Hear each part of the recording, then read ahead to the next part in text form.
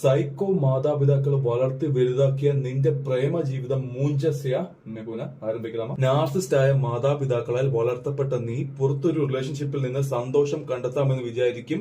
പക്ഷെ വറചട്ടയിൽ നിന്ന് എരുതിയിലേക്കായിരിക്കും നീ ചാടുന്നത്. നിന്റെ പാർട്ട്ണറിന്റെ ചെറിയൊരു മൂഡ് ചേഞ്ച് പോലും നിനക്ക് ഓവർ തിങ്കിങ് ഉണ്ടാക്കും.